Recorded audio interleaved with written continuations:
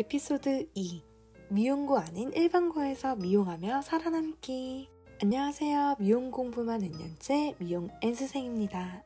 어릴 때 기억에 남는 만화책 시리즈 중에 땡땡땡에서 살아남기 라는 제목의 책이 있었습니다. 추억에 젖어 오랜만에 찾아보니 화산, 초원, 바다 등 그 안에서 일어난 상황 속 살아남는 이야기들을 담고 있더라고요. 궁금해서 눈을 못 떼는 그런 에피소드들이 다수 포함돼 큰 재미를 주었던 기억이 있습니다.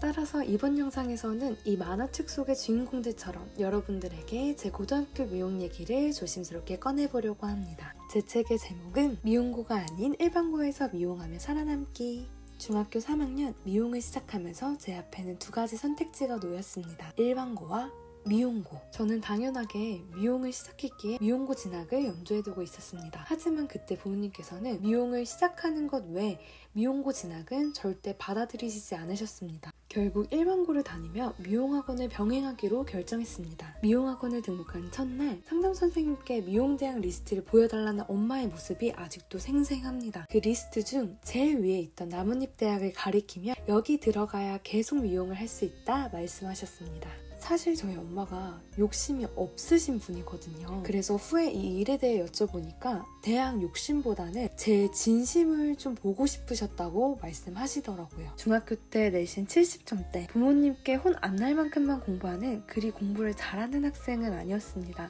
따라서 나름 세운 작전, 한 단계 낮은 고등학교를 선택해 내신을 따보자. 오케이? 낮에는 다른 학생들과 똑같이 학습하고 밤에는 야간 자율학습 시간 대신 미용학원으로 향했습니다. 메이크업으로 미용에 입문해서 고등학교 2학년 때는 피부 국가 자격증도 공부했습니다. 수능 최저 등급이 있어 3학년 때는 대입을 위해 1년 동안 정말 열심히 공부했어요. 미용 공부와 내신 관리를 같이 하는 것은 조금은 불안하고 어려운 과정이었습니다. 하지만 사회인이 된 지금의 제가 다시 고등학교 진학을 선택할 수 있다면 또다시 일반고에서 미용하는 것을 선택할 것입니다. 그 이유는 이 과정에서 제 인생에서 중요한 3가지를 얻었기 때문입니다. 미용고에서 미용하는 친구들을 항상 존경하고 사랑합니다.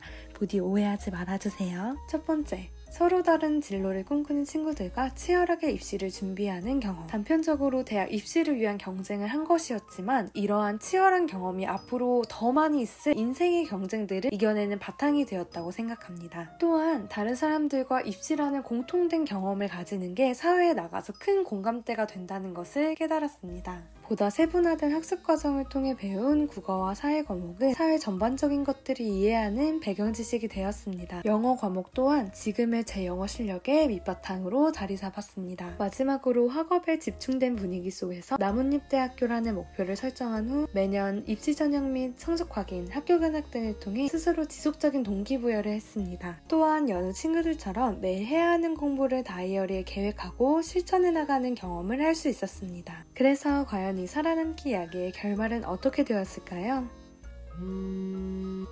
어느 날 제게 전화가 왔습니다.